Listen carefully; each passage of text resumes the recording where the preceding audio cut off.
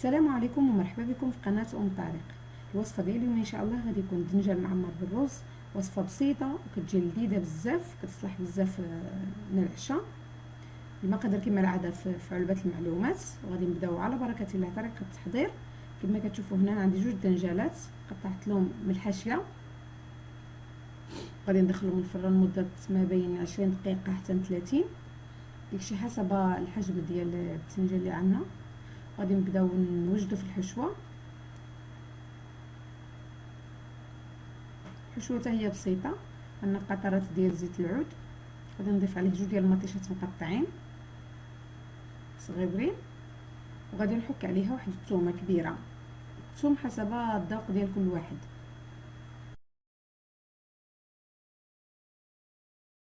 هنا انا غادي نضيف البهارات اللي هما الابزار، المليحه، شويه ديال السكنجبير، ونص معلقه ديال الفلفل الحمراء. غادي نخلط مزيان ونخليها طيب واحد شويه، ونجبدو ديك الثاني غادي نجبدو البتنجان ديالنا من الفران، وغادي نخويولو القلب ديالو كما كتشوفوا هنايا. غنخويوه بشويه باش ما نقطعولو شي جوانب، باش من ينعمرو الحشوه ما تخرج ناشي. هاد الحشوه غادي نحتفظ بها حيت غادي نقطع صغيره كما غادي تشوفوا في التالي، وغادي نضيفها على مطيشه اللي كطيب.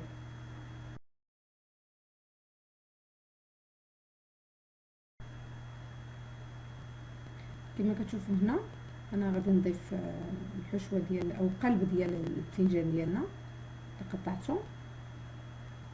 هنا كما كتشوفوا غادي نضيف الرز اللي ديجا عندي مسلوق.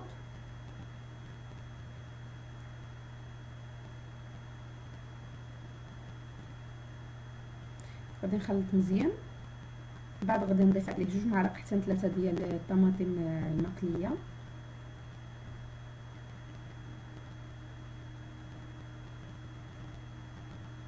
صافي غادي نخلط مزيان، نخليه شويه جوج دقائق حتى تتشحر مزيان، العناصر يدخلوا في الرز مزيان، وغادي نعمر الدجاج ديالي.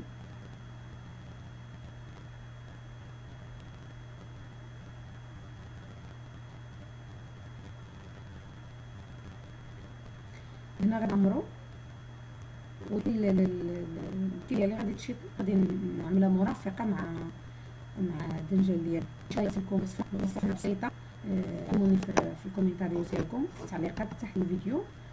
شكرا بزاف على الدعم ديالكم الدائم، وان شاء الله نتلاقاو قريب مع وصفه بحال هكذا بسيطه وخفيفه ان شاء الله. السلام عليكم.